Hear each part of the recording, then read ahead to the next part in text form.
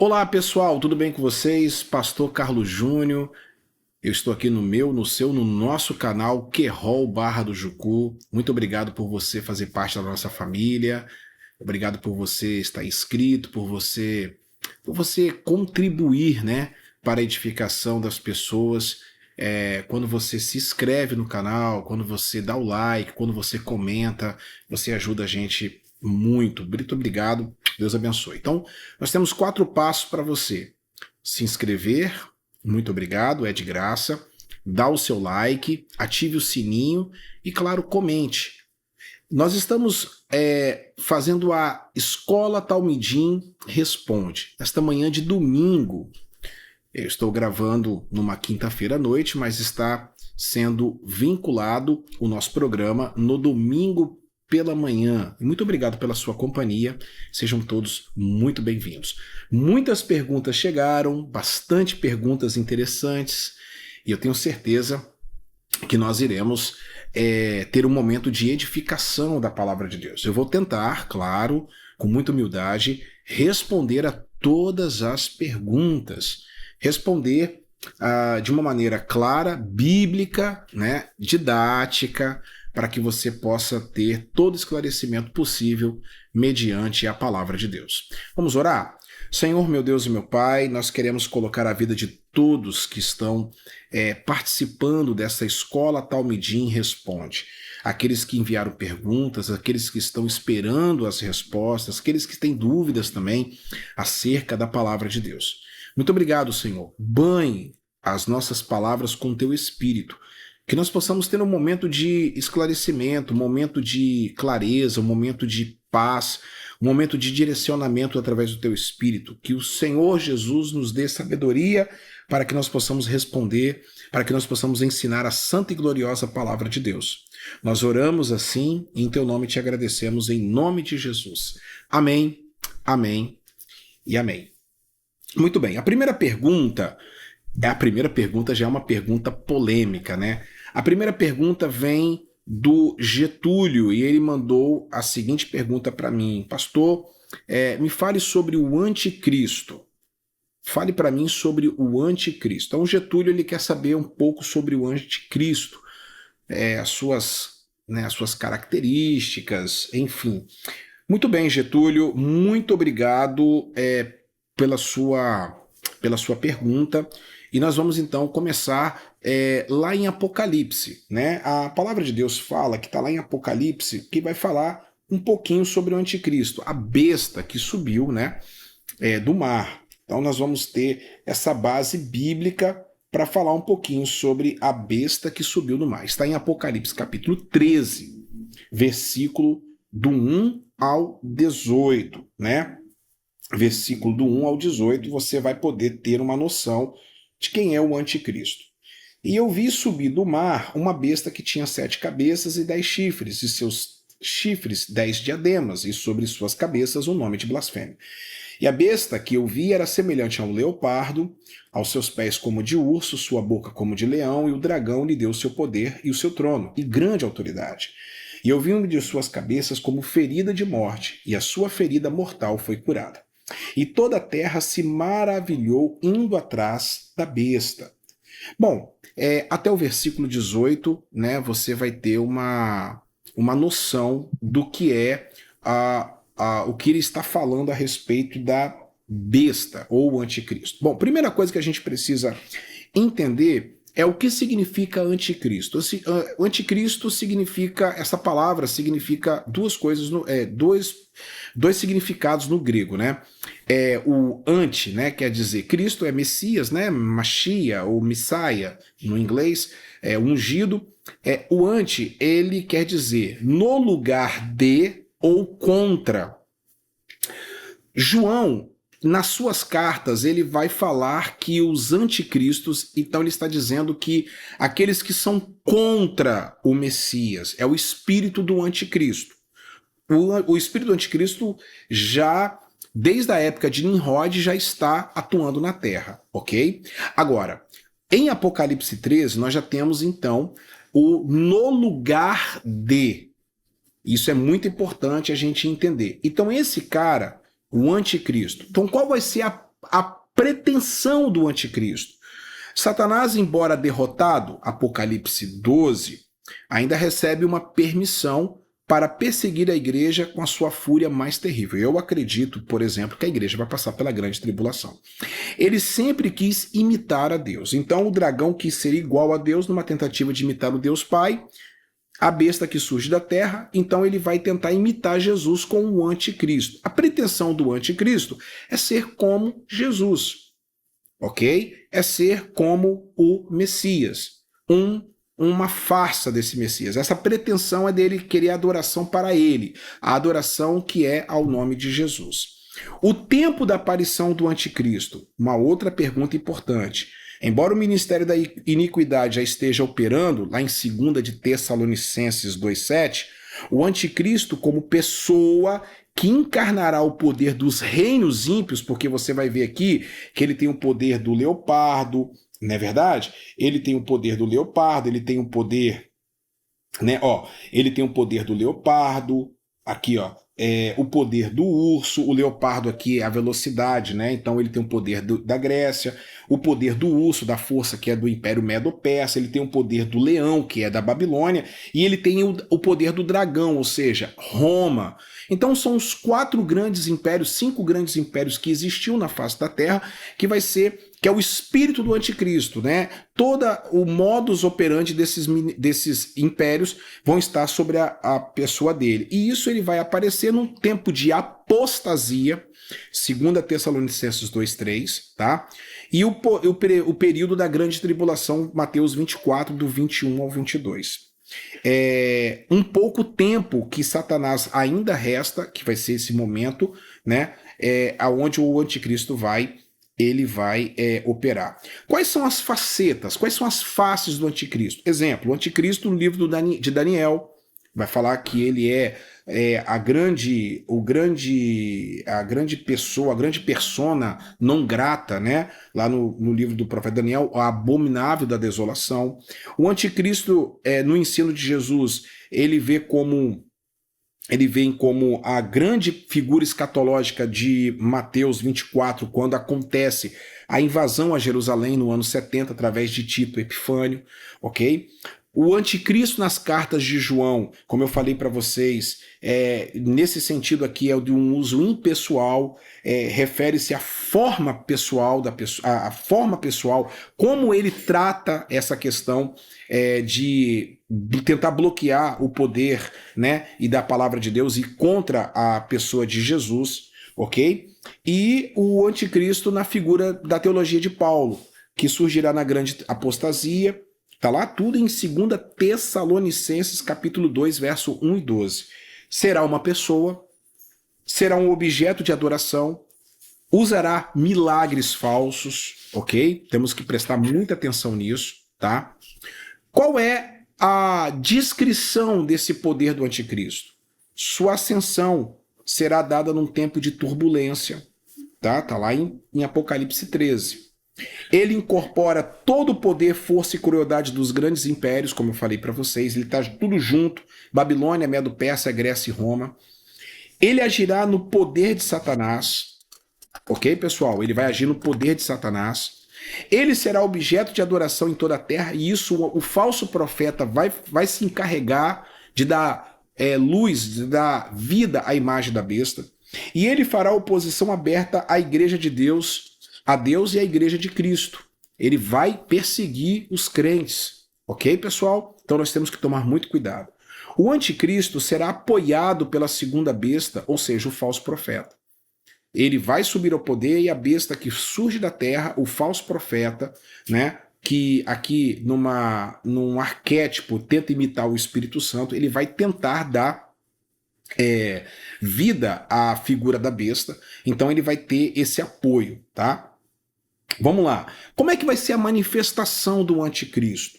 O anticristo vai se manifestar de um tempo de dissimulação e futura revelação. Está lá em 2 Tessalonicenses 2, do 6 ao 8. O número da sua identificação está em Apocalipse capítulo 13, que é o 666, e eu quero falar sobre isso, essa questão do 666. O 666 aqui é uma uma simetria, né? Então eles fazem a soma dos nomes. E naquele tempo, o nome Nero César, né? Ou seja, Nero César, Nero, o imperador que reinou de 54 a 68, Nero, a soma desse nome, tanto no hebraico como no grego, vai dar 666. Observe só vocês. Para João, preste atenção, para João, o anticristo daquela época era Nero.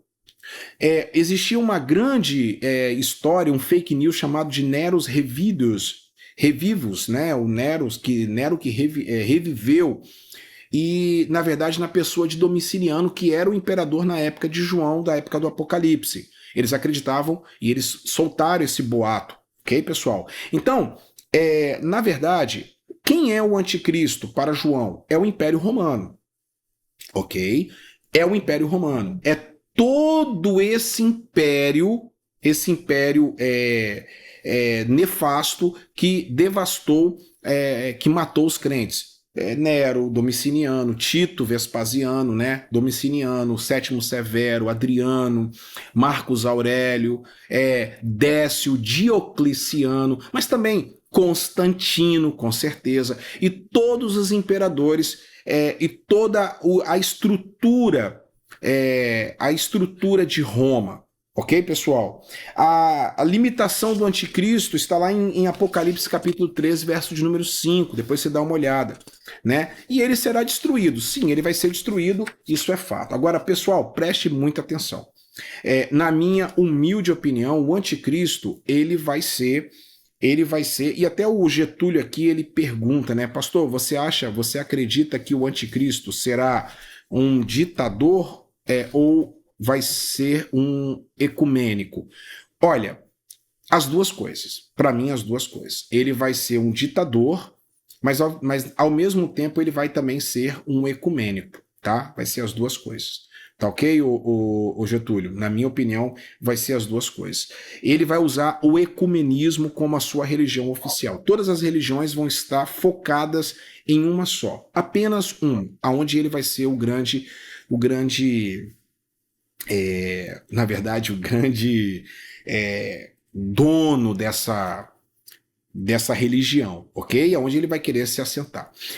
Uma outra coisa importante que eu quero tratar com vocês quem é o anticristo? Muitos se falam quem é o anticristo. Toda vez que um presidente norte-americano se levanta, é o anticristo. Toda vez que um papa se levanta, é o anticristo, né? Bom, na minha opinião, meus amados irmãos, o anticristo, ele vem capitaneado pelas forças romanas mesmo, o Império Romano. É onde vai se restabelecer o Império Romano. Todos os grandes imperadores que tentaram reacender o Império Romano foram eles que perseguiram de maneira brutal a igreja. Domiciliano, né, que rogou para si, a tutela de querer ser Senhor e Deus. Tudo isso está no modus operandi de Roma. É importante, então, lembrar sobre a história. No ano de 607, o imperador Focas nomeou Bonifácio III como o sumo pontífice, o Papa, como o grande substituto do Filho de Deus. Então é daí que surge, principalmente na época da Reforma Protestante, a ideia que Roma, a ideia que o Vaticano, a ideia que o Papa Católico, ele será um anticristo. Até há correntes dentro da própria Igreja Católica que vão afirmar uma profecia de São Malaquias, ok, pessoal? Uma profecia de São Malaquias que vai dizer que o Papa é o anticristo, o último Papa será o anticristo, enfim. E na minha opinião, na minha humilde opinião, o Papa realmente, não o Papa em si, mas na verdade todo um sistema ecumênico onde vai ter não só a Igreja Católica, como a Igreja Evangélica, como outras religiões, inclusive o judaísmo, onde haverá um tempo de total apostasia. Então dali sim surgirá, porque é notório que é o Império Romano que vai ser ressurgido. Se esse Império Romano é na China, se esse Império Romano é nos Estados Unidos ou no próprio Brasil, nós não sabemos. Eu só sei que ele é provavelmente que saia do mar Mediterrâneo, porque e vi uma besta que subiu do mar. E ali nós vamos ter a interpretação de uma forma alegórica, de uma forma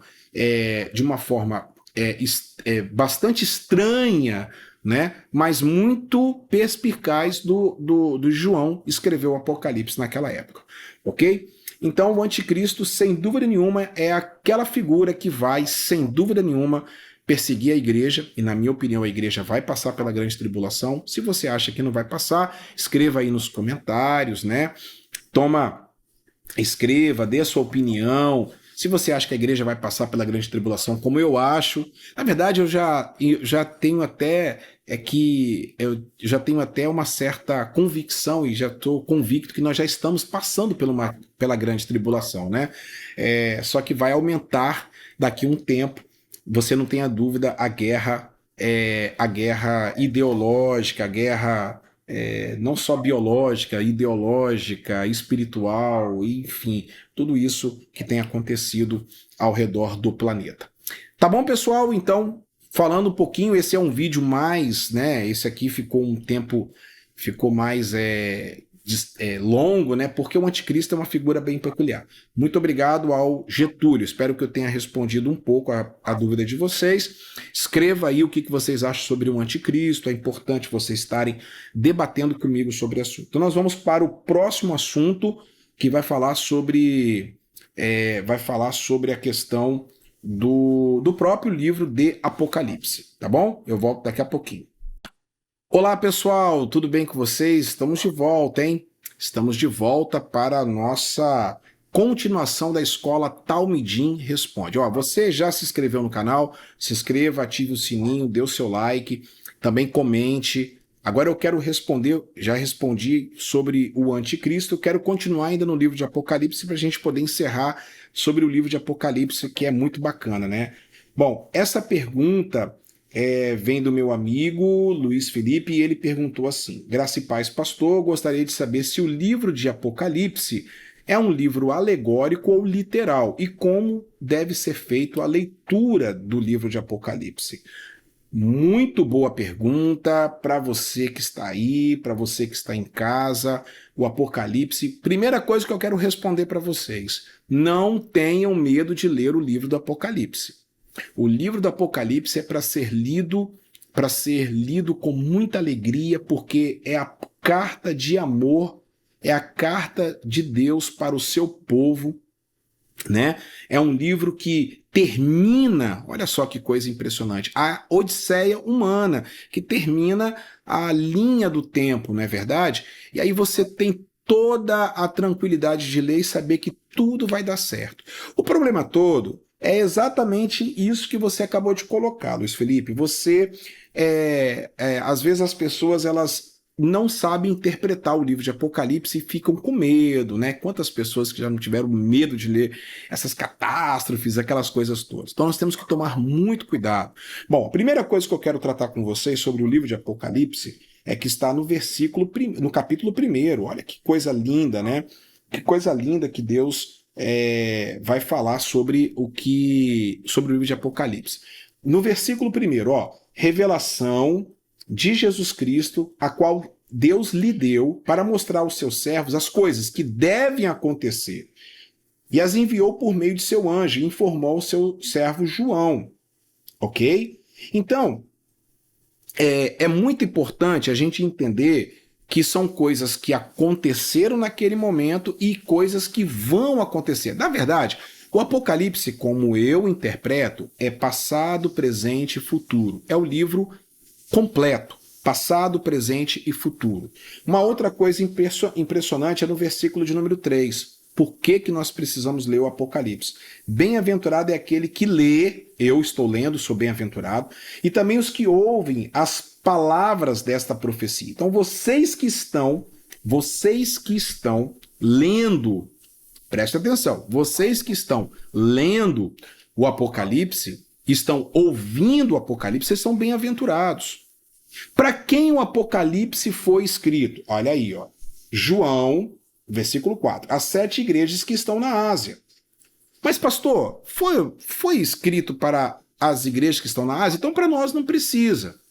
Aí é que está a grande questão, meu amado irmão. A pergunta já está respondida. O Apocalipse é um livro mais alegórico do que literal. Eu acredito que 90% do livro do Apocalipse é alegórico e 10% apenas literal. Tem coisas que vão acontecer do jeito que está ali, sim.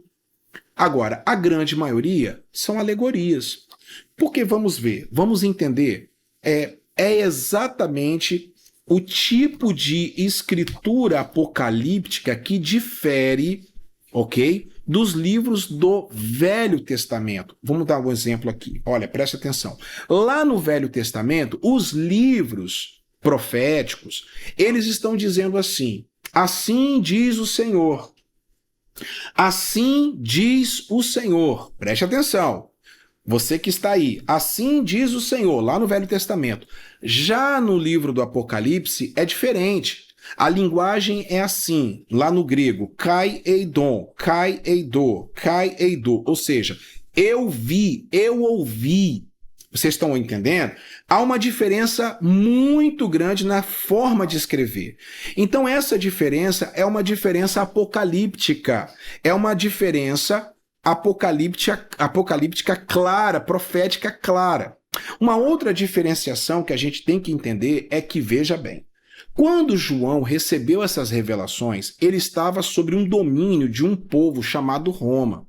Vocês imaginem só se Deus me desse uma revelação para que eu pudesse falar ao povo as 7 cartas, e essas 7 igrejas representam todas as igrejas de todas as épocas, ok? Desde aquela época até os dias de hoje, que vão passar pelo período da história. Vocês imaginem só se Deus me desse uma revelação e tivesse que falar, por exemplo, para a mulher do presidente.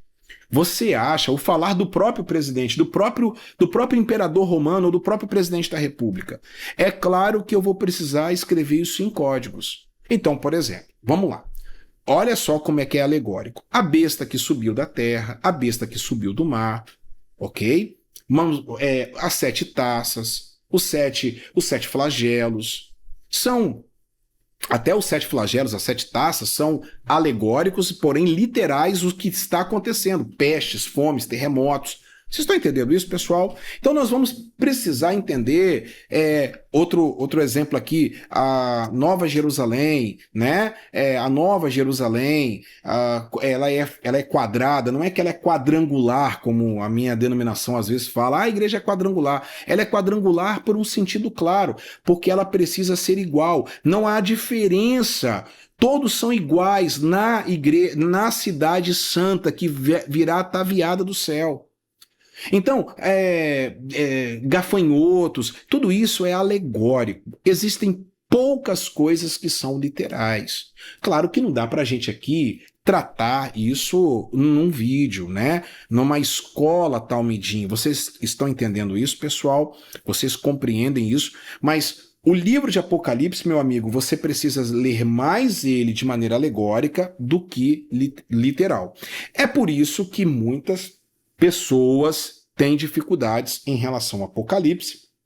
E o pior, criam fantasias, porque são mentes muito hollywoodianas, mentes completamente adoecidas, inflamadas por uma denominação extremamente feroz. Então nós temos que tomar muito cuidado, em relação pelas aberrações que a gente tem visto, ok? Agora, tudo que está no livro de Apocalipse, isso quer dizer que não vai acontecer? Vai acontecer, já aconteceu, aconteceu na época de João e vai acontecer. Você quer ver uma coisa impressionante? Leia depois o capítulo 12.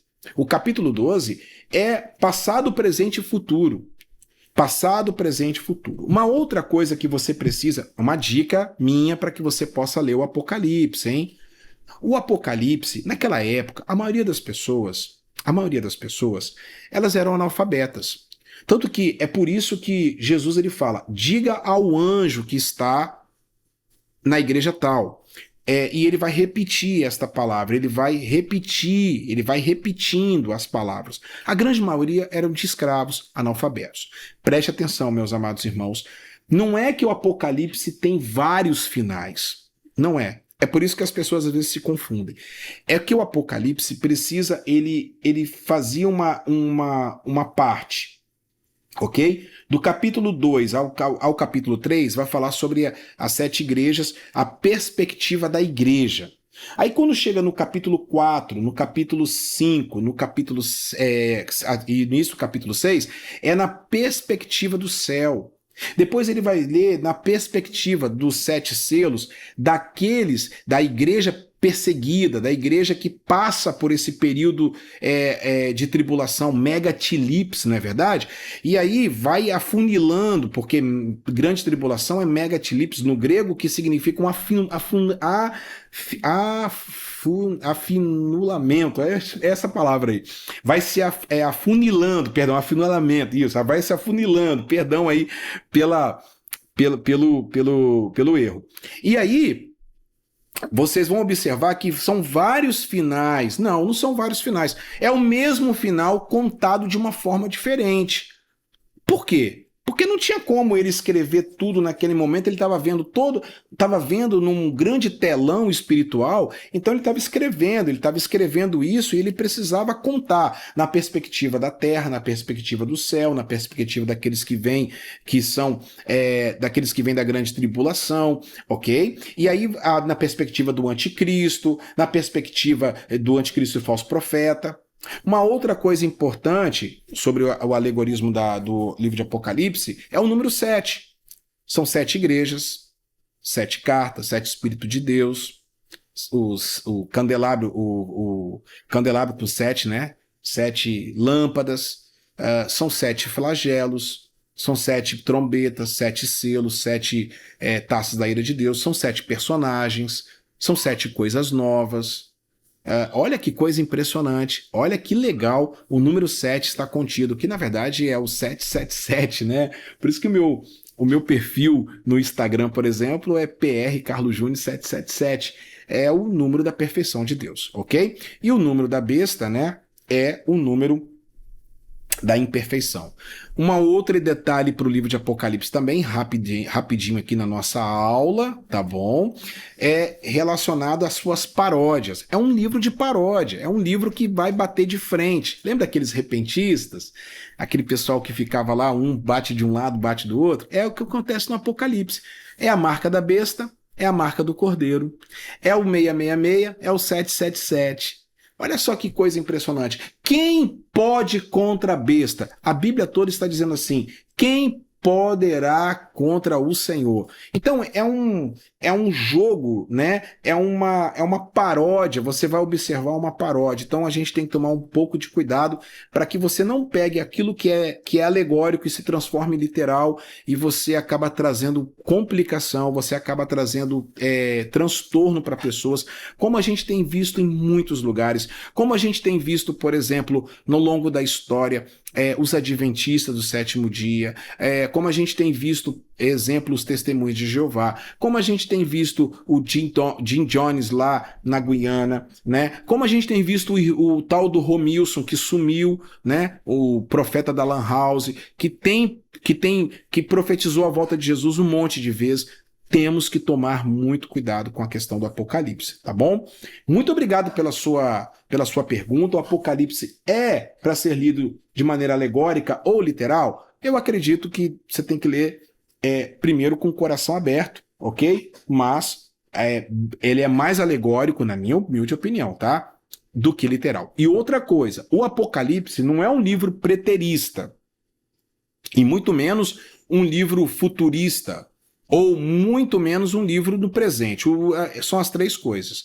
O Apocalipse é do passado, o Apocalipse é do presente, porque naquela época João, ali o anticristo era Nero, era Domiciano, e haverá o anticristo futuro, escatológico. Então é passado, presente, futuro, tudo ali em nome de Jesus. Beleza, pessoal? Muito obrigado pela sua pergunta, vai respondendo, vai comentando, perdão, vai falando o que você acha, o que você entende sobre o Apocalipse. Eu quero saber a sua opinião, eu quero saber se você acredita que a igreja vai voltar, que Jesus vai voltar antes ou depois da grande tribulação, ou no meio. Eu quero saber a sua opinião, porque aqui a gente tem que respeitar a opinião de cada um, não é verdade?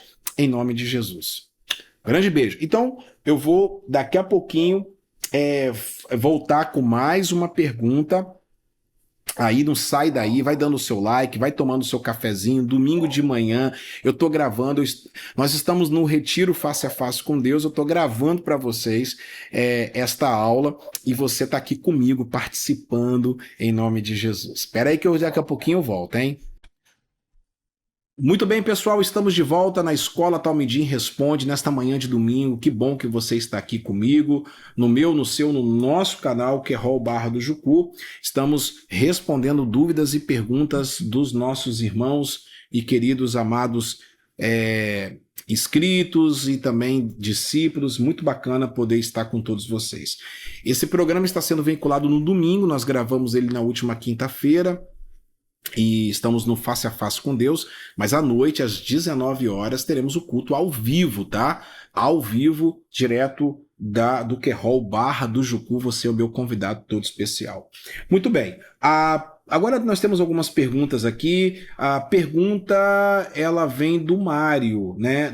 Perdão, ela vem do Marcos. Ele está perguntando o seguinte: qual livro, capítulo e versículo onde aparece a primeira vez o nome de Davi na Bíblia?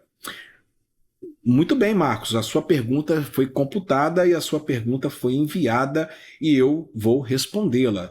Davi foi um guerreiro, um profeta, o rei do povo de Israel, reinou durante 40 anos, de 1006 a 966 aproximadamente, antes de Cristo, e conseguiu lançar as bases para a formação de um verdadeiro Estado hebraico. Por isso que ele é o maior rei de Israel. Né? Na juventude, ele travou batalhas épicas com os filisteus e matou o famoso gigante Golias. Tá? Davi nasceu em Belém, na Judéia, por volta de 1040 a.C., e era o 8º filho de Jessé, o belemita, descendente do povo hebreu que se estabeleceu na região da antiga Palestina, às margens lá do Rio Jordão. E as principais informações de Davi são provenientes da Bíblia, né? Dos livros de 1º e 2º Samuel. Ele escreveu basicamente todo o livro de Salmo, grande parte do livro de Salmo foi ele que escreveu. Tá? E o primeiro lugar que aparece Davi na Bíblia está em 1 Samuel capítulo 16, essa é a sua pergunta, a sua dúvida.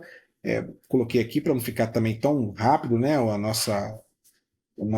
a sua pergunta. Primeiro livro de Samuel, primeiro livro de Samuel, capítulo 16, versículo de número 12, tá?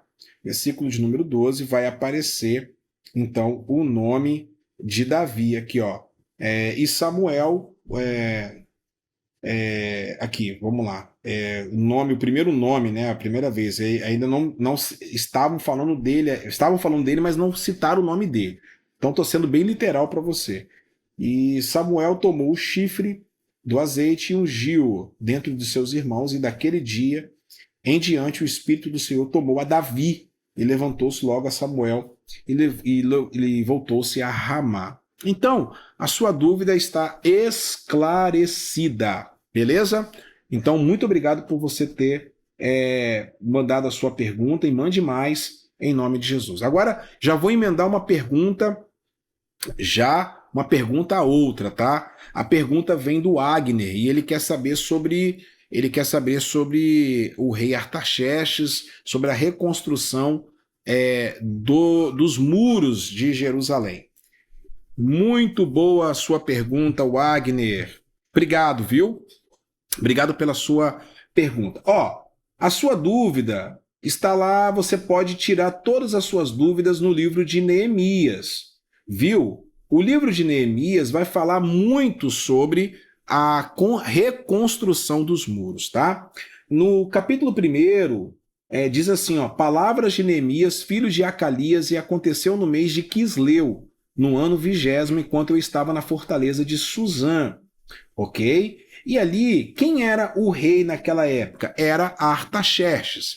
Isso aqui, lembrando que já era pós-exílio babilônico. Neemias, o que aconteceu aqui foi pós-exílio babilônico. Vamos relembrar? Tá. Primeiro a ser subjugado pelos assírios foram Samaria, né? Foram as tribos do norte, cuja capital era Samaria. Foram subjugados, né, pelos assírios. Logo em seguida, na verdade, 200 anos depois, foi o que aconteceu, 200, 300 anos depois, foi a queda de Jerusalém, aonde Nabucodonosor, o rei babilônico, ele conseguiu subjugar o povo de Judá. Preste atenção. Foi destruído o templo, né? Foi destruído o templo, foi levado os pertences e foi levado o povo cativo, né? Foi feito em 3 partes que aconteceu. Bom, 70 anos depois, passa o tempo, né? Daniel profetiza, aquela coisa toda, Ezequiel na mesma época. Então vai acontecer em Daniel capítulo 5, quando acontece aquela palavra lá, né? Mene, mene, tekel, parsim, aonde ele vê a mão lá escrita. E aí Ciro vai, o Império Medo, né? O Medo e logo em seguida o Persa. Primeiro vem os Medos, depois o Persa, tudo junto. Eles conquistam a Babilônia, estão os vassalos do povo do Egito, o povo de Israel são os vassalos do povo babilônico, e ali começa a dinastia Medo-Persa, vindo então Xerxes, Artaxerxes, ok? Na época de Neemias era no caso Artaxerxes, né? Que você vai ver aqui na palavra do Senhor. E Neemias era um copeiro, Neemias era um funcionário público naquela época, ele era um funcionário público de extrema confiança, ele que bebia o vinho do rei, né? E era um homem de extrema confiança, e Neemias, no caso, recebeu a notícia de Anani que a cidade tinha sido destruída. Então ele vai orar a Deus por 4 meses, e vai fazer um planejamento nesses 4 meses. Além dele estar orando, ele vai fazendo um planejamento, que é importante você orar e planejar ao mesmo tempo, né? Então, 4 meses depois, ele tem a permissão do rei para poder, e a carta do rei para poder ir até Jerusalém para reconstruir os muros. Reconstruindo os muros, preste atenção, reconstruindo os muros em tempo recorde, né? Isso foi um tempo muito rápido, e aqui o livro todo, eu indico você a ler o livro todo, porque é muito bacana, é muito legal. O livro de Neemias é fantástico. É um detalhe muito bacana, é um livro que não fala sobre milagres, fala sobre planejamento, fala sobre humildade, né? Fala sobre humildade, e assim, é um livro muito bacana, é um livro muito legal. Para você ler, eu já fiz para você ter uma ideia, projetos de vida, né? Estou pegando aqui um versículo que fala exatamente sobre a construção, né, dos muros aqui, ó, e aqui eu vou mostrar para você como foi assim o planejamento, da ação de Neemias, porque é muito importante, né? E isso é muito legal, sobre essa questão de como ele foi assim, inteligente, né? A reconstrução do templo foram 51 dias, né? Vou colocar aqui 51 dias. Agora, vamos prestar muita atenção. A reconstrução das muralhas não é com a reconstrução do templo. O templo foi diferente. Quem reconstruiu o templo foi Esdras. Aí você vai ver em Ageu, em Malaquias, né? Os profetas pós-babilônicos, tá? Muito bacana você estudar sobre a história de Israel. Vai te edificar bastante, principalmente o livro de Neemias também. Você pode ler o livro de Neemias, porque o livro de Neemias vai te ajudar bastante, irmão. Vai te ajudar bastante a você saber um pouco mais sobre a história do povo de Israel, como eles sofreram e como Neemias foi um homem de Deus que estava bem. E essa é a principal mensagem do livro, né? Ele estava bem, ele não precisava se preocupar com nada. mas ele se preocupou com aqueles irmãos que estavam lá sofrendo, vivendo numa situação muito difícil. E ele sai do seu conforto, sai da sua zona de conforto, e ele deixa tudo para poder ir lá ajudar o povo de Israel a se reerguer. Isso é uma lição muito bacana para nós, você que está em casa. Isso é muito bacana para você que está aí, você está no seu conforto, você pode muito bem fazer alguma coisa para Deus, para Cristo, em nome de Jesus. Beleza? Muito bem, obrigado. Obrigado pelas suas perguntas, suas dúvidas, tá? Lembrando, pessoal, que hoje tem culto no Querol Barra do Jucu, na rua Vasco Coutinho, número 89. Aqui na linda Barra do Jucu. Você é meu convidado especial. Ah, você não consegue chegar até a nossa comunidade? Não tem problema, você vai ligar aí na sua TV Smart, você vai ligar a nossa programação a partir das 19 horas e você vai participar do culto com a gente e vai ser uma grande bênção em nome de Jesus. Hoje estaremos falando sobre as 7 palavras da cruz, a nossa mensagem de Páscoa, a nossa série de Páscoa, o povo da cruz, né? A cruz é para todos. E hoje vamos falar sobre a quarta palavra de Jesus na cruz, tenho sede, e quer dizer a humanidade de Cristo em nome de Jesus. Tá bom? Maravilha, muito obrigado. Daqui a pouquinho, muito obrigado não, porque daqui a pouquinho a gente vai ter que voltar, porque tem mais perguntas aqui. Estamos na nossa reta final das perguntas e respostas da escola Talmidim Responde. Tá gostando? Se inscreve, dê o seu like, ative o sininho e, por favor, comente bastante aí, porque você ajuda a gente a crescer. Segura aí, hein? Toma água que eu já tô voltando. Estamos de volta na escola Talmidim Responde. Eu sou o pastor Carlos Júnior, este é o canal Querol Barra do Jucu. É o meu, o seu, o nosso canal. É muito bacana poder ter a sua companhia de sempre, tá? Muito obrigado mesmo.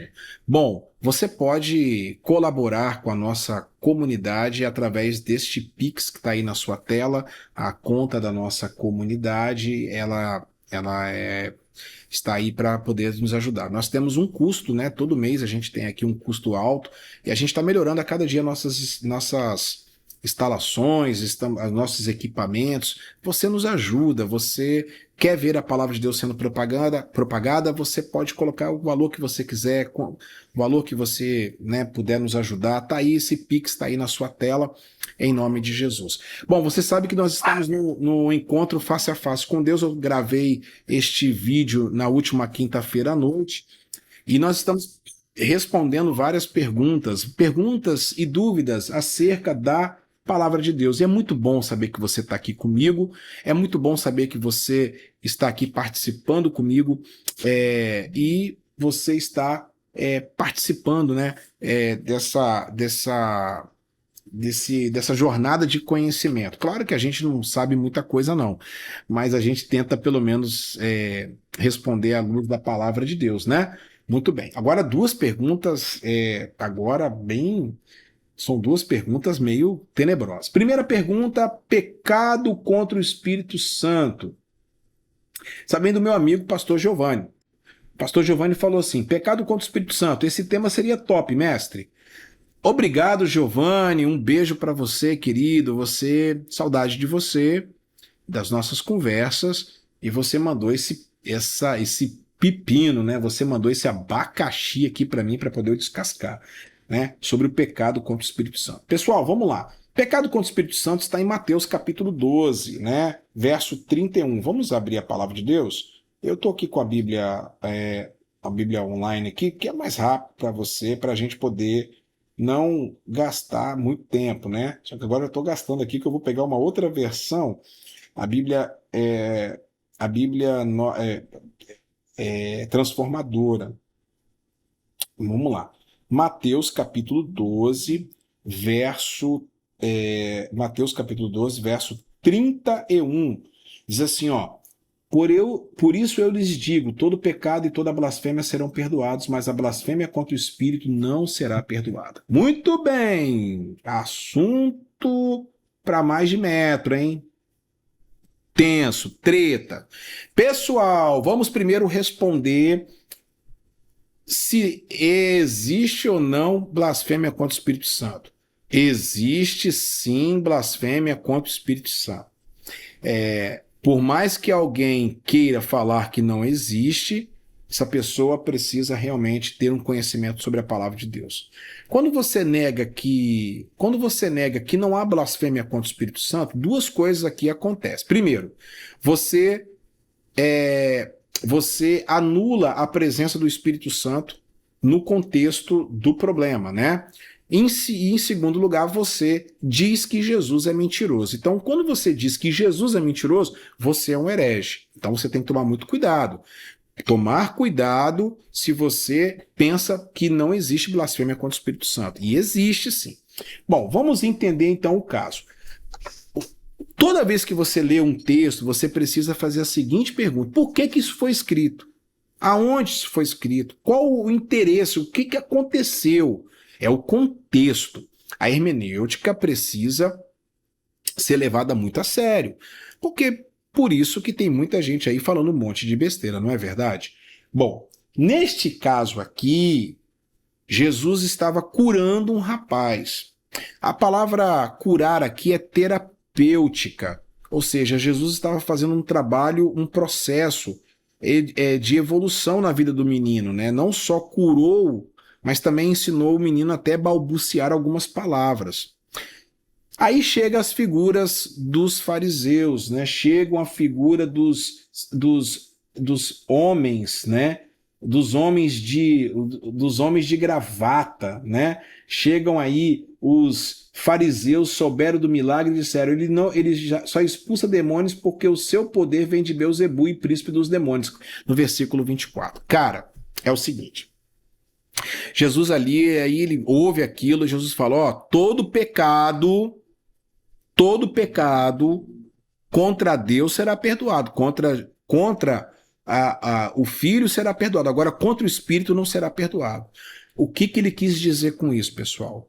Para também até, essa pergunta aqui vai ser até boa para poder esclarecer, porque tem muita gente achando que blasfemou contra o Espírito Santo. Ah, pastor, eu não acreditei porque o cara falou em língua estranha, eu não acreditei naquilo. Será que eu blasfemei contra o Espírito Santo? E tem muito mau caráter que está fazendo isso aí, essa chantagem espiritual para fazer você acreditar que você blasfemou contra o Espírito Santo. Não caia nessa. Blasfêmia contra o Espírito Santo é o seguinte: blasfêmia contra o Espírito Santo é quando você fecha o coração e nada consegue mais entrar nesse coração duro, recalcitante, esse coração petrificado. Vamos lá. Qual é a função do Espírito Santo, pessoal? Primeiro, convencer o homem do pecado, do juízo e da justiça. É isso aí. Qual é a função do Espírito Santo? Convencer o homem do pecado, do juízo e da justiça. É convencer você. O pessoal acha que o Espírito Santo tá lá. Vamos ler aqui, vamos ler a palavra de Deus aqui. Estou pegando aqui para vocês. João 16, do versículo 7 ao 11. Mas eu afirmo que é para o bem de vocês que eu vou. Se eu não for, o conselheiro não virá para vocês, mas se eu for, eu enviarei. Quando ele vier, convencerá o mundo do pecado, da justiça e do juízo. Do pecado, porque homens não creem em mim. Da justiça, porque eu vou para o Pai e vocês não me verão mais. E do juízo, porque o príncipe deste mundo já está condenado. Pessoal, a função do Espírito Santo como paracletos é poder advogar diante do Pai, assim como Jesus faz em 1 de João capítulo 2. Tome muito cuidado para que você não ache que porque você brincou, porque não é para brincar também, né? O pessoal fica brincando com as coisas. Aliás, esse pessoal que está brincando com língua estranha, fica brincando com profecia, profecia num sentido genérico, né? Mas fica brincando com as coisas de Deus, fica brincando com o nome do Senhor. Esse pessoal eles não perdem, tá, pessoal, por esperar. Eles não perdem por esperar. Pode ter certeza disso, tá? Não se preocupa não. Ok? Então preste atenção, pessoal. O que é blasfêmia contra o Espírito Santo? Blasfêmia contra o Espírito Santo é quando você fecha o coração. Aqueles caras, os fariseus, não tinha mais jeito, não. Aquele pessoal ali não tinha mais jeito, não. A religiosidade, a religião fez uma crosta no coração desse povo, que esse povo não se abria mais para nada. Qual é a função do Espírito Santo? Convencer o homem do pecado, da justiça e do juízo. Lembram-se do caso de Faraó? Ele blasfemou contra o Espírito Santo. Por quê? Porque ele endureceu o coração. É isso aí. O pecado contra o Espírito Santo, a blasfêmia contra o Espírito Santo, nada mais, nada menos é do que você cerrar o seu coração, você fechar o seu coração e você não permitir que Deus haja na sua vida através do Espírito Santo. Então tome cuidado. Tome cuidado porque você pode estar indo a passos largos para uma condenação. Então, o pecado contra o Espírito Santo não é que as pessoas estão achando aí porque você não acreditou. Porque hoje você tem que duvidar mesmo. Tanta gente está botando a mão sobre a sua cabeça, tanta gente está falando em nome do Senhor. Ah, eis que te digo, eis que falo isso, eis que falo aquilo. É tanta gente que está fazendo tanta atrocidade, tanta besteira, tanta meninice, maluquice, que você tem que estar com o pé atrás mesmo. Você precisa ficar com o pé atrás. Você precisa somente mergulhar na palavra de Deus. Entendeu, pessoal? Então tome muito cuidado, pessoal. Muito cuidado. Então, o que é pecado contra o Espírito Santo? Pecado contra o Espírito Santo é exatamente isso. É quando você, infelizmente, está com o coração endurecido, o Espírito Santo não consegue trabalhar mais na sua vida, você não abre o seu coração para uma metanoia, não há arrependimento, e aí, meu irmão, tome cuidado, tome muito cuidado, ok? Ó, versículo 33. Uma árvore identificada por seus frutos. Se a árvore é boa, os frutos serão bons. Se a árvore é ruim, os frutos serão ruins. Então, é a vida dessas pessoas. Tem muita gente que está dentro da igreja, irmãos, que já blasfemou contra o Espírito Santo. Já são ateus, agnósticos, não acreditam. É duro falar isso, mas é a pura verdade. Tá? Onde, então, pastor, eu vou saber sobre o Espírito Santo, sobre a blasfêmia? Muito bem, você pode abrir em Mateus capítulo 12, verso 31. E ali você lê todo o que aconteceu, porque é importante você ler, tá? É muito importante você ler, tá bom? Então é isso, pessoal. E vai lendo, né? Que vai também... você vai ver ali sobre o juízo, né? Vocês vão prestar contas de toda a palavra inútil que vocês falam. Tá lá em Mateus capítulo 12. Leia todo esse acontecimento do menino, né? Que ele curou. E é isso aí. Então, muito obrigado, Giovanni, pela sua pergunta sobre a blasfêmia contra o Espírito Santo. É um assunto extremamente complicado, complexo, polêmico, mas... Se alguém falar que... Se você ouvir alguém dizer... se você ouvir alguém disser... Alguém falar que não há blasfêmia contra o Espírito Santo... não dá ouvidos para essa pessoa, porque essa pessoa...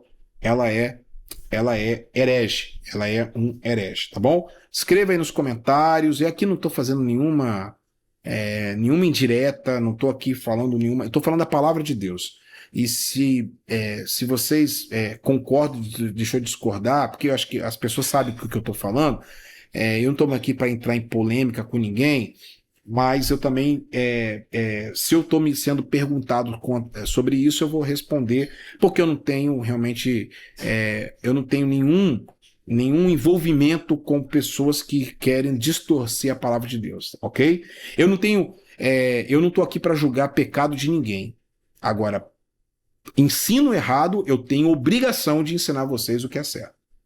Eu não estou aqui para julgar se você bebe, se você fuma, se você adultera. Eu não estou aqui para te julgar. Os seus pecados é você e Deus.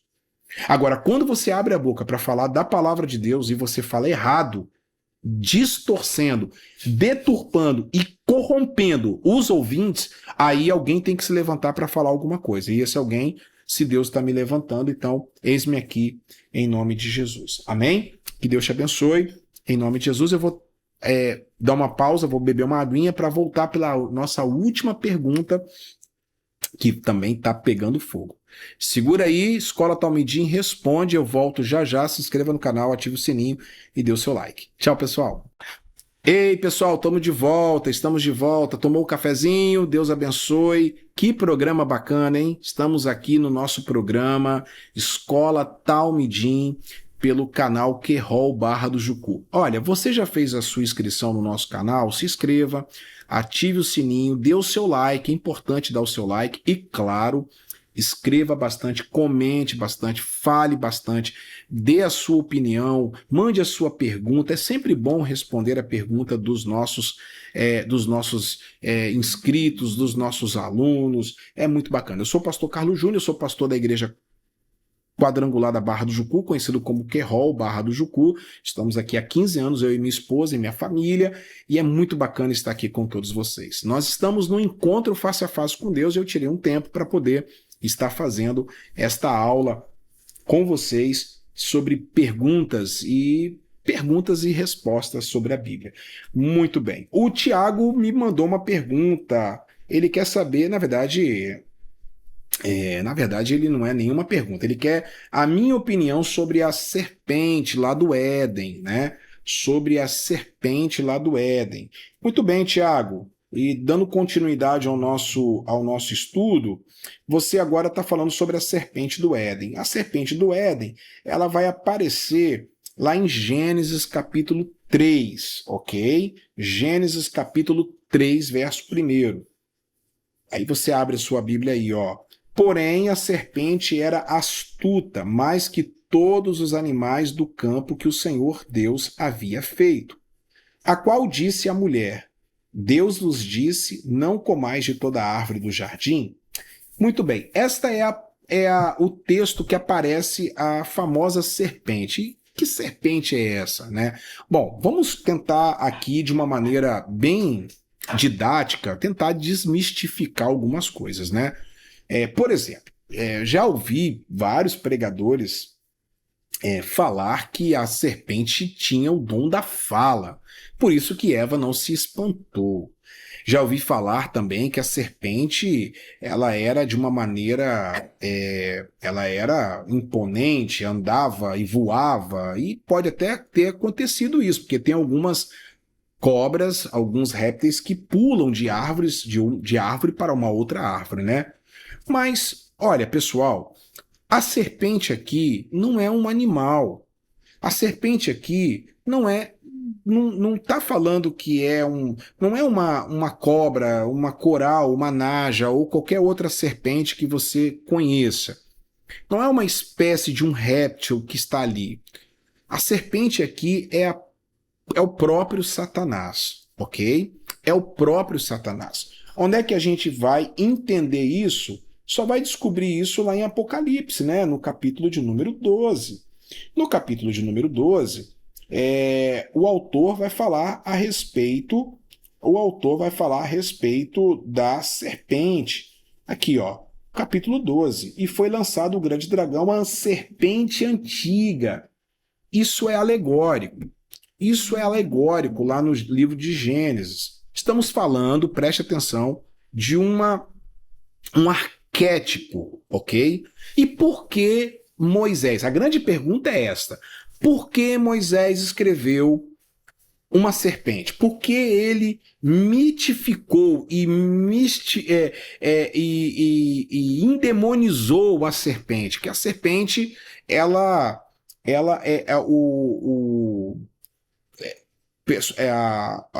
como é que eu posso dizer? O instinto dela foi traçado, ok, pessoal? Foi traçado em relação a Satanás, né? Ela pica, ela é astuta, e são os adjetivos que comparam com Satanás. Pessoal, preste atenção. Em primeiro lugar, Satanás não era uma figura conhecida naquela época. Preste muita atenção. Satanás só vai ser conhecido para o povo judeu, principalmente pós-exílio babilônico. Satanás só aparece o nome, aliás, o adjetivo Hassatã, ou adversário, que do hebraico é Hassatã, no livro de Jó. O livro de Jó, que é um livro poético, foi escrito, na minha humilde opinião, pós-cativeiro babilônico. E o livro de Jó, ele vai ter essas figuras arquétipicas, como Lilith, né? Lilith não, Lilith está em Isaías. Mas ele está falando sobre Leviatã, está falando sobre outros animais. E Satanás, sim, Satanás aparece lá no início do livro de Jó. Então, Satanás, pessoal, ele só vai aparecer, a figura, a identidade dele só aparece pós-exílio babilônico. Quer mais alguns textos bíblicos para você não ter aí nenhuma dúvida do qual eu estou falando? Exemplo, vamos lá, preste atenção.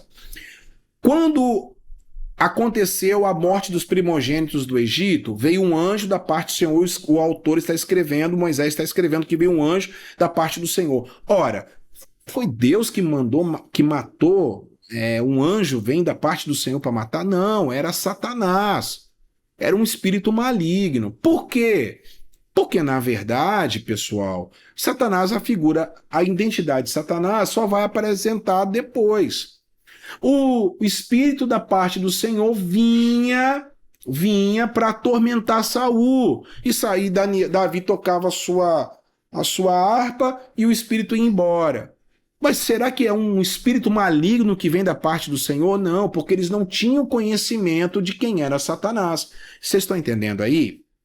Outra coisa importante, outra coisa fundamental. Quando aconteceu a hiptonisa de Endor, quando Saul foi lá consultar e veio Samuel, aquela coisa toda, e o pessoal acha que foi Samuel que se levantou. Gente, aquilo ali foram espíritos malignos. Mas por que ele não identifica?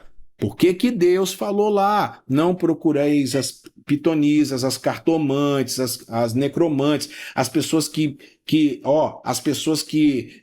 consultam os mortos. Vocês estão entendendo isso, pessoal? É evidente, é claro que, preste atenção, a figura de Satanás só vai apresentar-se depois do cativeiro babilônico. E no Novo Testamento, onde você vai encontrar, né, Satanás indo ver Jesus. Observe que a mesma forma que Satanás agiu na vida de Jesus, agiu na vida de Eva, tá?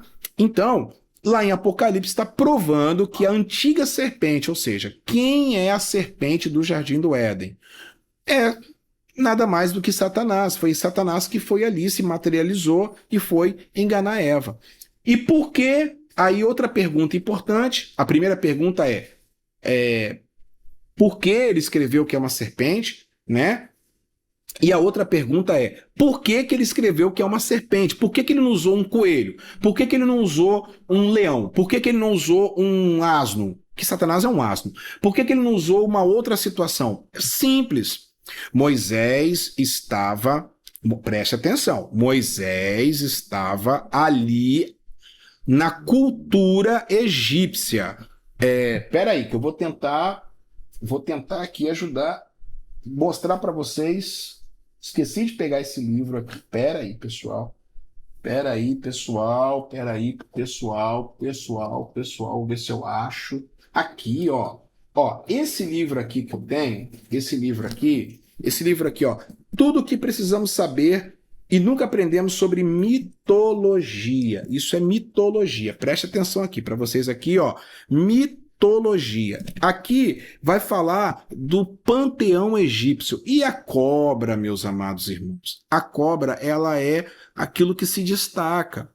Mas ela não se destaca não só na cultura egípcia, também como na cultura babilônica, assíria, ou os povos assírios. Esse livro aqui do Kenneth Davis, que é um livro, não é um livro cristão, é um livro de um historiador, que aliás eu respeito muito eu como estudante de história, é fundamental para a gente poder entender a cultura, a mitologia daquela época. Vocês estão entendendo isso, pessoal? Por isso que ele vai colocar a cobra, né? A coroa ali, aquela indumentária do faraó tinha uma naja, uma serpente. Então, isso se chama também o zootropomorfismo. O que seria isso? Seria metade homem, né? Metade animal. Isso é da cultura dos babilônicos, dos assírios, dos egípcios, dos astecas. E vocês vão observar, olhe, preste atenção nisso, vocês vão observar que os egípcios, os astecas, esses povos primitivos, eles tinham o mesmo modus operandi, pirâmides, zigurates e pirâmides do Egito, de uma forma diferente, mas a mesma ideia. A adoração a animais. Os egípcios adoravam muito os crocodilos, os gatos, os bois e a cobra. Então, fica fácil da gente responder por que Moisés então colocou a cobra, porque ele vai realmente estigmatizar como a figura central daquela época. Vocês estão entendendo? Então, não tem muita aqui, pessoal, não tem muito mistério nisso, é só você estudar um pouquinho mais, tá bom? Então, sobre a questão da serpente, e claro, evidente que há uma influência satânica nesses povos, né? Principalmente os egípcios, né? Existe com certeza isso, tá? Então, respondida a sua pergunta sobre a serpente, sobre a questão por que Moisés, então escreva aí, dê a sua opinião. A sua opinião é muito importante, você que está aqui pelo Instagram também, a sua opinião é muito importante. Dê a sua opinião, escreva, fale, você aí, vai estudando. Então, Gênesis capítulo 3 para você estudar e Apocalipse capítulo de número 12, tá? Então, eu vou voltar, preste atenção, eu vou voltar com a próxima pergunta. E aí, vamos para a nossa reta final da Escola Talmidim Responde. Se inscreva no canal, ative o sininho, dê o seu like, comente bastante, dê a sua opinião e mande a sua pergunta também. Se eu tiver condições de entender e saber, eu respondo para você. Segura aí, hein? Segura, vai tomar a sua aguinha. E daqui a pouquinho a gente está de volta. Ei, pessoal, estamos de volta no Querol Barra do Jucu. Escola Talmidim Responde, domingo, dia 26 de março. Um beijo, ó, se inscreva no canal, ative o sininho, dê seu like e comente bastante. Esses são os 4 passos. O Querol Barra do Jucu existe para evangelizar, ajudar na evangelização da cidade. Nosso lema é tudo por uma alma. A nossa missão é conduzir o homem de volta ao caminho para Deus. As nossas doutrinas cardinais, nossos propósitos é Jesus salva, batiza com o Espírito Santo, com poder. Jesus ele cura e também um dia ele vai voltar. Essa é a nossa declaração da nossa doutrina, né? A Igreja do Evangelho Quadrangular, uma igreja que está aqui na Rua Vasco Coutinho, número 89. Muito bem, nós estamos no Face a Face, você muito bem sabe, e por isso nós gravamos na última quinta-feira e você está participando conosco da Escola Talmidim Responde. Um beijo para o Querol Rio de Janeiro, Querol Criciúma, Querol Pelotas, Rio Grande do Sul, Querol Arezzo, na Itália, Querol Massachusetts, ali em Boston, né, nos Estados Unidos. Um beijo para o Querol Viana, um beijo para o Querol Porto de Santana, um beijo para o Querol Jardim Camburi, um beijo para o Querol Aracruz, um beijo para todo mundo que está ligadinho no nosso programa, ligadinho no nosso canal. Para vocês que são de perto e de longe, muito obrigado. Se você puder nos ajudar, ajude a gente, você vê aí o nosso Pix, ajude para que nós possamos comprar mais equipamentos, melhorar nossas condições nos nossos estúdios, né, fazer mais programas, ter mais atrações aqui mediante a palavra de Deus, tá bom? Que Deus abençoe vocês poderosamente. A pergunta vem do meu amigo Naxon. Pastor, eu gostaria muito que em algum momento o Senhor falasse sobre o estado intermediário, sobre o fato se o cristão perde ou não salvação. Então são 2 perguntas aqui, eu deixei ela por último e é um assunto muito polêmico, né? Vocês também querem me ver na fogueira, né, rapaz? Vocês não são brincadeira, não. Muito bem. Bom, vamos lá. Que história é essa de sono da alma? É porque existe uma heresia de uma determinada igreja barra seita, e aí no caso são os adventistas, que eles acreditam que quando a pessoa morre, a alma fica lá no cemitério junto com o corpo, esperando o dia do arrebatamento. Não sei nem se eles vão ser arrebatados, né? Não sei nem se eles acreditam em arrebatamento também. Sei lá o que acontece com esse pessoal. É cada loucura, né? Pessoal, isso aí é uma heresia do tamanho da igreja adventista, né? E quem acredita nessa bobagem aí, quem acredita nessa linha de pensamento, realmente não consegue entender a palavra de Deus, ok? Então vamos entender. Vamos primeiro entender que os justos estão com Deus. Está lá em Apocalipse, em Eclesiastes, capítulo 2, verso de número 7. Então anota aí. Eclesiastes, capítulo 2, verso de número 7. Preste atenção. Comprei escravos, e outros nasceram em minha casa. Tive muito gado e rebanhos, mas que todos que viveram em Jerusalém antes de mim. É isso mesmo, Eclesiastes. Será que eu anotei certo, meu Deus do céu? 12, 7. Oh, eu estou lendo aqui 2, 7. Perdão, pessoal. Capítulo 12, versículo 7. Eu estou lendo 2, 7. Perdão, tá? Pois então o pó voltará à terra e o espírito voltará a Deus que o deu. Eclesiastes 12, 7. Vou ler de novo. Pois então o pó voltará à terra e o espírito voltará a Deus que o deu. Então, o espírito volta para Deus. Tá certo? Tá lá, na minha opinião, espírito e alma estão juntos. Ok? Estão juntos. Somos tricotômicos, na minha opinião, corpo, alma e espírito, porém, alma e espírito estão juntos. Então, foram para o céu. Está aqui. Está lá em Eclesiastes. Lá, os justos estão no paraíso. Apocalipse 2,7. Está lá, Apocalipse 2,7. Muito bem. Vamos ler aqui Apocalipse 2,7. Olha só o que diz em Apocalipse 2,7. Apocalipse que é 2,7, né? Eu estava lendo o outro. Quem tem ouvidos, ouça para ouvir. Ouça o que o Espírito diz às igrejas. Ao vitorioso, darei o fruto da árvore da vida que está no paraíso de Deus. Está no paraíso, né? Então, o justo está no paraíso, né? Os justos estão vivos e conscientes. Onde é que está essa palavra? Primeiro, Lucas capítulo 16. Gente, se você tiver alguma dúvida, é só você ler Lucas capítulo 16, que vai falar a história do rico e do Lázaro. E aqui não é parábola, aqui é história, com H. Por quê? Porque parábola não tem lugar, não tem nome de pessoas, ok? E aqui, Lucas, na verdade, Jesus ele contou essa história não só para falar sobre vida após a morte, mas também para falar sobre a vida do rico que esnobava o pobre, estava batendo de frente contra os caras que eram da teologia da prosperidade, que são os fariseus e saduceus naquela época.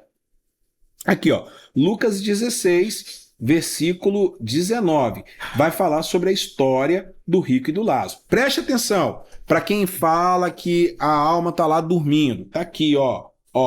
E foi sepultado. O rico também morreu e foi sepultado. Morreu o mendigo, ó. E foi para um lugar dos mortos. Ali em tormento, ele viu Abraão de longe com Lázaro ao seu lado. E o rico gritou: Pai Abraão, tenha compaixão de mim, mande Lázaro. Observe só. Eu não vou aqui poder entrar muito em detalhes, mas olha só, observe muito bem isso. Ele viu Lázaro deitado no seio de Abraão, porque era o melhor lugar da festa, e ele nem sequer se dirigiu a Lázaro. Ele não mudou, nem lá no inferno ele mudou, tá, pessoal? Nem lá no Hades ele mudou. E aí observe que ele manda Abraão, né, de falar, de mandar Lázaro falar. Você tá entendendo? Ele achando que Lázaro ainda era o mendigo, né? Ele lá no inferno, ele continuava com aquela cabeça de passar por cima de Lázaro todos os dias. Para você ter uma ideia, o homem passou por cima de Lázaro, os cachorros não. Os cachorros lamberam as feridas para poder cicatrizar as feridas de Lázaro. Pessoal, toda a pessoa que está morta, está consciente. A alma, psique, está aqui. Está aqui. Está claro aqui. Beleza, pessoal? Está claro. Em Mateus 22, 32, a mesma coisa. Ah, pastor, mas Lázaro não fala nada. É claro que Lázaro não vai falar nada. Ele não se dirigiu a Lázaro em nenhum momento. Fala para mim, onde é que ele se dirigiu a Lázaro? Ele só se dirigiu a Abraão. Porque ele não... quando a pessoa não vai se dirigir, você está na festa. Você está no melhor lugar da festa. Você está lá curtindo todo, tomando aquele açaí gospel lá do céu. Aí, meu irmão, você está lá tomando um açaí gostoso. Aí alguém está falando lá, está falando o seu nome. Você está se dirigindo a você? Você vai falar alguma coisa? Não. E Lázaro não vai falar nada. Lázaro estava curtindo a festa. E ele tinha que fazer isso mesmo. Ah, pastor, mas será? Sim, meu irmão, sim. Isso aí é uma tremenda de uma heresia. Tá? Os justos estão em descanso. Apocalipse 4:13. Vamos lá, justos estão em descanso. Apocalipse 4:13. Essa aqui é uma pergunta extremamente importante, viu? É 14:13, né? Apocalipse 14:13. E eu ouvi Caidon, né? Uma voz que vinha do céu dizendo: escreva isso, felizes os que de agora em diante morrem no Senhor. Diz o Espírito, eles são verdadeiramente felizes, bem-aventurados, pois descansarão de seu trabalho árduo, porque suas obras, boas obras, o acompanharão. Agora, como, pastor, os salvos estão conscientes? Estão. A Bíblia fala também em Apocalipse que eles estão lá clamando pela vingança do nosso Deus, lá na abertura dos 7 selos. Dos 7 selos. Vocês estão lembrados disso? Que os vivos estão lá debaixo do altar, clamando por justiça, clamando por vingança. Então, esta é a questão do sono da alma, é tremenda, de uma heresia das bravas, e você precisa tomar muito cuidado, viu? Então, quais são os textos que eu usei aqui? Você vai ler Eclesiastes 12:7, Apocalipse 2:7, você vai ler também Lucas 16, do 19 ao 31, que é a história do rico e do Lázaro. Se você tiver alguma dúvida, você fale aí nos comentários, tá bom? Você também discorda de mim? Não posso fazer nada, né? Não posso fazer nada. Aí é com você. Mas aí eu tô te dando aqui embasamento da palavra de Deus em relação a isso. Agora ele também fez uma outra pergunta. Cristão perde ou não salvação? Muito bem. Não perde porque a salvação não é dele. Só não alcança. Só deixa, né? Vamos lá. Vamos tentar explicar isso aí. Que é uma problemática, negócio de calvinista, predestinado, não, livre-arbítrio, essas coisas todas aí que eu também tô fora dessas coisas, né? Cristão perde a salvação? Não, não vai perder a salvação, porque a salvação não pertence a ele, a salvação pertence a Deus. Foi Deus que salvou, foi Deus que se dispôs, foi Deus que entregou Jesus, foi Deus que deu o primeiro passo, beleza? A salvação é pela graça, foi Jesus que fez o pagamento na cruz, ok? Agora, você tem que entender uma coisa. Vou falar aqui, deixar bem claro. Aqui está um barco. Esse celular aqui agora é um barco. E ele sai desse porto aqui da Barra do Jucu. E ele tem o destino à Itália. Ele vai parar em vários portos. Ele vai fazer várias paradas. Mas o destino dele é na Barra do Jucu. É na Itália. Sai da Barra e vai para a Itália. Meu amigo, se em uma dessas paradas você descer, é problema seu. O navio vai continuar com ou sem você. E eu espero, com todo amor e carinho, espero que você esteja lá na última parada. Essa parada é a final, é a derradeira. Então tome muito cuidado, viu, querido? Porque você pode descer do navio sem você estar percebendo. Então, crente perde a salvação? Não, porque a salvação não é dele. Mas também você pode descer do navio a qualquer momento. E se você descer no navio a qualquer momento, e é uma livre agência, você tem esse poder de escolha, de rejeitar o perdão de Cristo e não voltar aos caminhos do Senhor, isso é um problema seu. Se você só pode ter certeza de uma coisa: o navio vai chegar no porto. Custe o que custar, doa quem doer, e não importa, meu irmão, minha irmã, se vai chegar, se vai demorar e se realmente você vai estar nele. Isso aí, meu irmão, é com você. Você tem que ficar quietinho no navio lá, porque o navio ele vai parar no porto, vai pegar mais pessoas e vai embora, e vai embora. Se você se cansar dessa viagem e querer descer, o navio não vai ficar te esperando, não, ele vai embora. Tome cuidado, tá bom? Tome muito cuidado mesmo.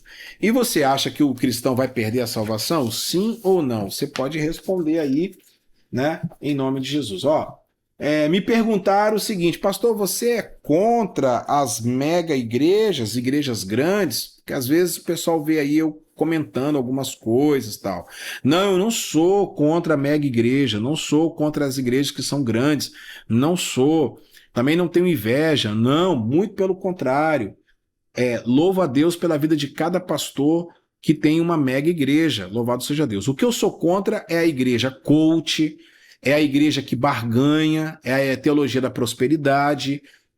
Eu sou contra a mega igreja que trata os seus membros como clientes, que alisa para o pecado, que afina para o pecado, que faz conchavos e mais conchavos, que recebe propina. Eu sou contra as igrejas que recebem dinheiro da maçonaria. Eu sou contra a teologia da prosperidade. Eu sou contra a teologia coach. Eu sou contra ao louvor antropocêntrico. Eu sou contra tudo isso. Se a sua igreja, aonde você está, prega a inerrante palavra de Deus, a palavra expositiva, que a sua igreja ajuda os pobres, que a sua igreja não é liberal, não é uma igreja do liberalismo. Se você está numa igreja bíblica centrada, meu irmão, que Deus te abençoe e Deus abençoe esse pastor, porque tem muito pastor de megas igrejas que são tudo isso e é o ministério dele. E como também tem pastores que tem uma igrejinha com 10 pessoas e é bíblico. O cara é bíblico. Você está entendendo? Então, o meu lema é isso aqui, ó. Não vá a uma igreja mais próximo da sua casa, vá a uma igreja mais próximo da sua Bíblia. Se você está indo para uma igreja onde você quer sentar no ar-condicionado, onde você não quer fazer nada, onde você quer estar aonde está indo a maioria, tome muito cuidado com isso. Tá bom? Sem nenhum problema eu posso falar para você. Eu estou feliz com aquilo que Deus tem me dado. De coração aberto, eu estou muito feliz com aquilo que Deus tem me dado. Se Deus quer me dar uma igreja com um maior número de pessoas, que eu continue na mesma essência que eu estou hoje, com o número de pessoas que eu tenho. Tá bom? E minha igreja também não é uma igreja relevante, sem nenhum problema de falar isso, ok? Mas eu falo para vocês, meus amigos, eu sou contra as megas igrejas e as igrejas pequenininhas que não pregam o evangelho, que não pregam a cruz de Cristo, que não pregam a volta de Jesus, que alisa para o pecado, que fica fazendo conchavo com política, que fica fazendo louvores antropocêntricos, que fica aí alisando o pecado, que fica dando liberalismo, que fica inventando que a Bíblia tem que ser atualizada. Isso aí eu não concordo, não. Não concordo, não. E para mim, número de pessoas não quer dizer nada, nunca quis dizer nada. Eu estou muito feliz com aquilo que Deus tem colocado no meu coração. Tá bom? Tá joia? Fica a pergunta e o esclarecimento. Outra dúvida que o pessoal tem me perguntado, meu irmão Marcos, pastor Marcos, presta atenção. Pastor, você é contra o uso de línguas estranhas? Porque o pessoal vê muito eu brincando. Irmãos, eu já falei sobre a blasfêmia contra o Espírito Santo aqui, e eu vou falar para vocês, tá? Pelo amor de Deus, ser cheio do Espírito Santo não é falar em línguas, irmãos. Ser cheio do Espírito Santo é você se converter, metanoia, tá lá em João capítulo 3. Não se usa o livro de Atos para ser doutrina da igreja, porque Atos é história, Atos é Atos são atitudes que aconteceram naquele local, naquela época, naquele povo, para aquelas pessoas. Você quer falar sobre doutrina? Você tem que ir lá em 1 de Coríntios, você tem que ir lá em Efésios, você tem que ir lá nas cartas paulinas, nas epístolas gerais. Isso é doutrina. Tá bom assim, meu amado irmão? Então, eu não tenho nenhum problema, eu falo em línguas estranhas, mas eu falo no meu quarto. Esse negócio de labachúrias, de cantanébias, para mim, essa carnalidade, para mim, isso não existe. Isso é uma brincadeira, esse pessoal tá brincando com as coisas de Deus. É dioma, é luprema, é não sei o quê. Esse pessoal tá brincando com as coisas de Deus. Esse pessoal vai se ver caro. Esses aproveitadores de internet ficam aí profetizando. Eu sou contra isso. Agora, contra a irmã do coque, não. A irmã que ora lá, do joelho dobrado, a irmãzinha do coque. Eu tenho muito respeito pelos irmãos da Igreja Deus e Amor. Apesar das minhas diferenças, apesar do pessoal ser das minhas diferenças doutrinárias, eu tenho um respeito pelos irmãos da Igreja de Deus e Amor. Para de palhaçada, você que fica aí fazendo gracinha. Você não me conhece, você não sabe quem eu sou. Eu estou dando aqui um alerta para você. Você não sabe quem eu sou. Você não sabe o que eu creio, o que eu prego. Você só vem aqui para fazer bagunça. Você é um filho de Satanás. Você tem que mudar a sua vida em nome de Jesus. Tem que mudar a sua vida em nome de Jesus. E você que fica apoiando esses filhos de Satanás também, que ficam brincando com as coisas de Deus, você está no mesmo juízo que a vida deles. Não se preocupa não. E contra esses picaretas é que eu vou insurgir e surgirei. Ok, pessoal? Então, eu não tenho nenhum problema de falar em línguas estranhas. Eu falo. Eu sou avivado, não sou pentecostal, eu sou avivado, carismático. Pentecostal é da festa Pentecoste lá de Israel, é outra bobagem que inventaram na sua cabeça. Eu sou avivado, eu sou renovado, eu sou carismático, eu creio nos dons do Espírito Santo, eu falo em línguas, ok? Eu tenho Deus manifesta na minha vida em curas, quando Ele quer, pela misericórdia de Deus. E eu levo muito a sério as irmãs do coque. A minha igreja tem muita senhorinha, você não me conhece. Você não sabe quem eu sou.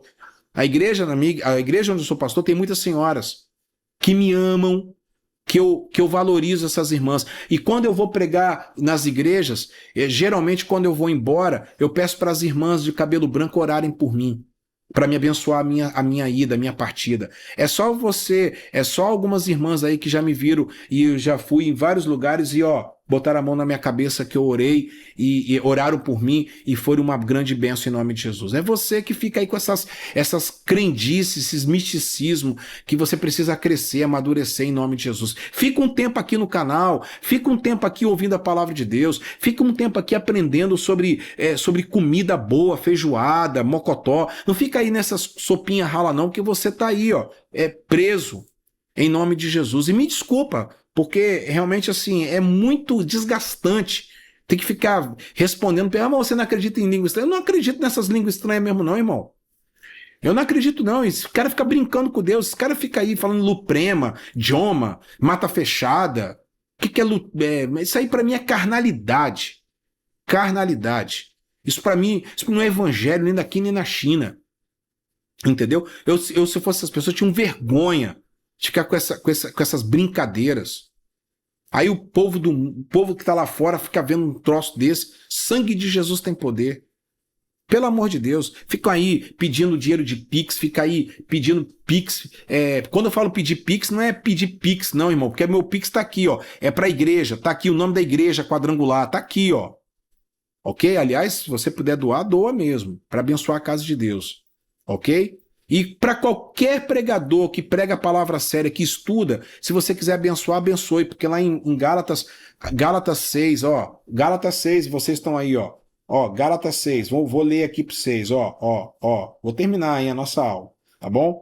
Porque esses caras têm que ir, só Jesus para ter misericórdia, né, pessoal? Capítulo 6, irmãos, se alguém for vencido por algum pecado, vocês são guiados pelo Espírito Santo de Deus e devem, com mansidão, ajudá-lo a voltar ao caminho certo. E cada um cuide para não ser tentado. Ajuda a levar os fardos uns dos outros. Tal. Vai falando aqui. Aí, versículo 6. Aquele que ensina, aqueles que recebem o ensino da palavra, devem repartir com seus mestres todas as coisas boas. É de Deus você abençoar aquele que está gastando tempo para poder pregar a palavra de Deus verdadeira. Aqueles que são mestres, aqueles que são pastores, não são esses aventureiros aí de internet, não.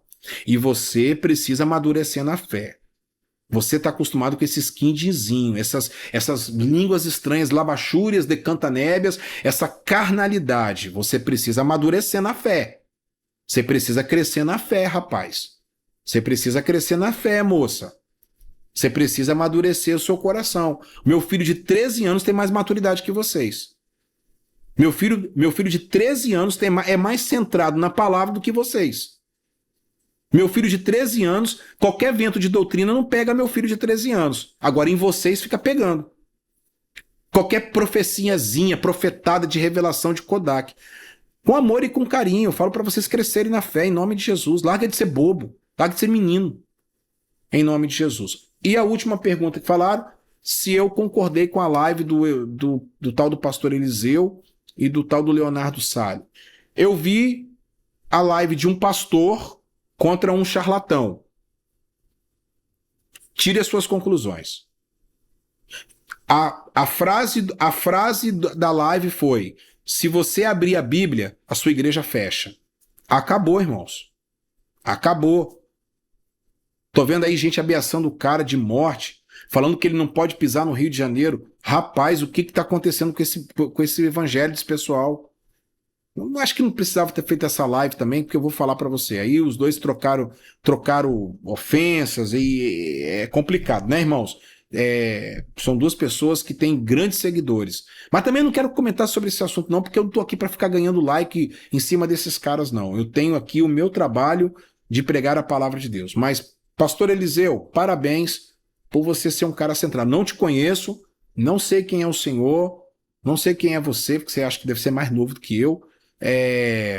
Mas dá para ver que você é um cara sério e você realmente botou esse rapaz no lugar dele, né? Botou esse cara no lugar dele, que não tem nada de pastor e esse negócio de profeta, de revelação de CPF, não sei o que, isso aí já deu para perceber que isso é furado. Um beijo, obrigado por vocês terem ficado aqui com a gente esse tempo todo. Muito obrigado. Escola Talmidim responde, domingo, dia 26 de março. Se inscreva no canal, ative o sininho, dê o seu like e comente, faça os seus comentários e nos ajude financeiramente. Eu preciso da sua ajuda. Preciso mesmo, tá? Da sua ajuda. Você vai nos ajudar e muito. Ok, pessoal? Você vai nos ajudar. Eu aqui vou botar aqui o Pix da igreja, ó. Este é o Pix da igreja. 27 999 9285 2603 e daqui a pouquinho eu vou falar com vocês e você pode nos ajudar com qualquer valor, o Pix, o dízimo, você pode nos abençoar, você que não frequenta nenhuma denominação principalmente, você quer nos ajudar, você quer ser dizimista da igreja, para a gente poder levar a palavra de Deus para mais pessoas. Sabe, pessoal, estamos na Itália e brevemente eu estarei lá na Itália inaugurando a nossa igreja e vamos estar iniciando o projeto Querol Barra Mares aqui na rua Castro Alves, número 35, tá bom? Se prepare porque Deus é fiel, Deus é justo. Então você pode nos ajudar com obras novas. Nos ajude a levar um Querol para perto da sua casa aí. Eu tenho certeza que Deus vai fazer grandes coisas. Em nome de Jesus. Amém? Vamos orar? Que Deus te abençoe, que Deus dê um domingo maravilhoso e que logo mais à noite nós possamos estar juntos, adorando ao Senhor, mais um culto da celebração da família.